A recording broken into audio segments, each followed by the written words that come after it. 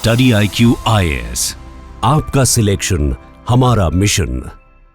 नमस्कार दोस्तों, भारत का संविधान कहता है इक्वालिटी बिफोर लॉ। आर्टिकल 14 यह वादा करता है कि कानून की नज़र में एक आम नागरिक और एक शक्तिशाली राजनेता दोनों बराबर होते हैं। लेकिन आज उन्नाव की गलियों से लेकर हाईकोर्ट, दिल्ली हाईकोर्ट के गलियारों तक एक ही सवाल गूंज रहा है कि क्या न्याय की देवी की आंखों में बंधी हुई पट्टी अब ट्रांसपेरेंट हो चुकी है?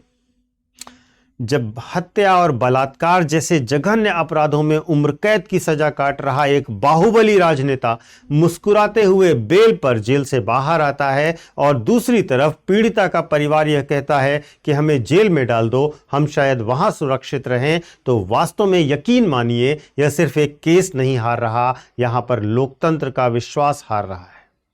आज हम सिर्फ एक कानूनी आदेश की बात नहीं करने वाले, आज हम बात करने वाले उस पूरी व्यवस्था की, उस पूरे पैटर्न की, जिस पैटर्न में शक्तिशाली बनाम गरीब, शक्तिशाली को किस प्रकार न्यायिक सुविधाएं मिल जाती हैं और गरीब किस प्रकार वंचित रह जाता है। इस पूरी व्यवस्था और पैटर्न को समझिए, बाबा राम रहीम से लेकर के प्रज्वल रवन्ना तक के केस तक आप इसके एविडेंसेस के साथ देखिए। आज हम इसी पर बात करेंगे। जब बेल मिल जाती है लेकिन न्याय का क्या हुआ, इस पर कोई सवाल नहीं। सबसे पहले तो इस उन्नाव के केस को समझते हैं। उन्नाव का केस जो है वो जून 2017 से शुरू होता है मामला, जब उन्नाव में उत्तर प्रदेश में भाजपा विधायक कुलदीप सिंह सेंगर पर आरोप लगता है नाबालिग लड़की से बलात्कार का। अप्रैल 2018 में इस पीड़िता के पिता की पुलिस हिरासत में मौत हो जाती है और उसके बाद जुलाई 2019 में पीड़िता के परिवार को एक ट्रक टक्कर में बहुत सारे उसके संबंधियों की मृत्यु हो जाती है और पीड़िता गंभीर रूप से घायल हो जाती है। इसके बाद दिसंबर 2019 में सीबीआई कोर्ट ने सेंगर को पॉक्सो एक्ट के अंतर्गत दोषी पाया, उम्र कैद की सजा दी। और अब क्या हुआ? अब हाई कोर्ट ने उसकी सजा को निलंबित करके उसे जमानत दे दी है। अब यहां पर यह एक केस स्टडी है इस बात की कि क्या भारत में न्याय मांगना एक अग्नि परीक्षा से कम है। सीबीआई जांच हुई, ट्रायल चला और अंततः उम्र कैद की सजा हुई। पूरे देश ने सोचा कि अब न्याय होगा, लेकिन आज जो ये रिहाई हो रही है वह उन सारे घावों को फिर से हरा कर रही है। अब जरा सा फैक्ट्स को भी समझते हैं कि हाईकोर्ट ने किन आधारों पर और कैसे यह बेल दे दी, क्योंकि तथ्यों के बिना तर्क अधूरे हैं। दिल्ली हाई कोर्ट ने कुलदीप सेंगर की सजा को सस्पेंड किया है, जमानत दी है। कोर्ट का मुख्य तर्क यह है कि पहली बात यह है कि अब वह व्यक्ति कोई पब्लिक सर्वेंट यानी कि लोक सेवक नहीं है जो पद का दुरुपयोग कर सके या जांच को प्रभावित कर सके। दूसरा बड़ा कारण यह कह रहा है कोर्ट की तरफ से कि कानून कहता है कि अगर अपील लंबित है तो आरोपी ने सजा का एक बड़ा हिस्सा काट लिया है और अब इसके बाद जमानत दिया जा सकता है। तीसरी बड़ी चीज जो कोर्ट ने मानी है वह यह है कि बेल का मतलब एक्विटल नहीं होता, यानी कि बेल मिलने का मतलब यह नहीं है कि वह व्यक्ति दोषमुक्त हो गया है। ये सारी तकनीकी बातें हुई, लेकिन सच क्या है? महत्वपूर्ण प्रश्न क्या है? महत्वपूर्ण प्रश्न यह है, कानून सिर्फ टेक्स्ट ही नहीं बल्कि कंटेक्स्ट से भी चलता है। क्या एक ऐसा व्यक्ति जिसके बाहर आने मात्र से पीड़िता का पूरा परिवार जान का खतरा महसूस करता रहे, उसके बाहर आने के, उसे बाहर जाने देना न्याय के मूल भावना के खिलाफ नहीं है, उस मूल भावना से खिलवाड़ नहीं है? महत्वपूर्ण यह है कि जब प्रक्रिया न्याय के उद्देश्य से बड़ी हो जाए तो लोकतंत्र का संतुलन तो बिगड़ेगा ही बिगड़ेगा।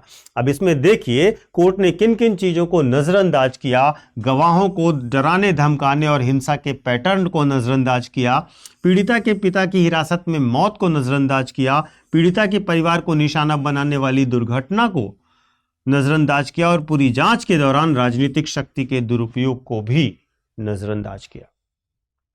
भारत की इस वाइब्रेंट डेमोक्रेसी में कुलदीप सेंगर की घटना एक अकेली घटना नहीं है, यह एक स्थापित पैटर्न है जिसे हमें समझने की जरूरत है। जहां रसूख होता है वहां कानून का दरवाजा अक्सर एग्जिट गेट की तरह काम करता है, और यह मैं कई सारे केसेस के बेस पर कह रहा हूं।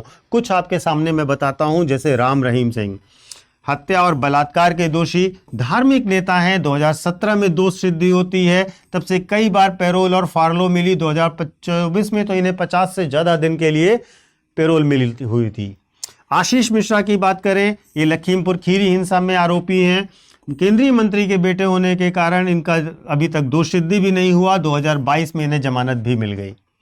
प्रज्वल रेवन्ना, साउथ का एक बड़ा केस जहां पर बहुत सारी सीडीज और यौन उत्पीड़न के बड़े आरोप लगे। ये सांसद भी रहे और राजनीतिक परिवार देवेगौड़ा परिवार से हैं। इन पर दोष सिद्धि अभी तक नहीं हुई, पहले फरार हुए, बाद में गिरफ्तार हो चुके हैं। ब्रजभूषण शरण, ये यौन उत्पीड़न के आरोपी हैं, पूर्व सांसद हैं, कुश्ती महासंघ के अध्यक्ष थे। इन पर दोष सिद्धि अभी जारी है। एफआईआर के बावजूद भी गिरफ्तारी इनकी हुई नहीं थी, यह ध्यान रखिएगा। बिल्किस बानो के बलात्कारी, सामूहिक बलात्कार किया, हत्या किया, राजनीतिक संबंधों के कारण जब 2008 में इन पर आरोप साबित हो गए तो 2022 में इनको पुनः पूर्व रिहाई दे दी गई। हालांकि बाद में 2024 में इन्हें पुनः अरेस्ट कर लिया गया। यह डेटा साबित करता है कि भारत में लिबर्टी की कीमत सबके लिए एक जैसी नहीं है।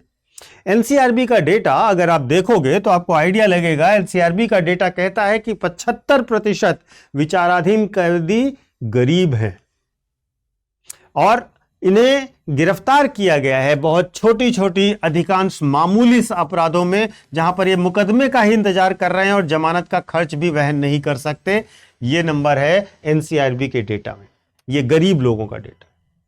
इसके साथ साथ 50% है बरी होने की दर। लगभग आधे अंडर ट्रायल कैदी कुल अंत में बरी ही हो जाते हैं, लेकिन वे पहले ही अंडर ट्रायल समय के दौरान ही इतनी सजा काट चुके होते हैं। उससे भी बड़ी बात, भारत में अंडर ट्रायल रहने में भी 3.5 साल का मिनिमम औसत समय लगता है। यह भारत की जुडिशियल सिस्टम और गवर्नेंस का डेटा है, सच्चाई है।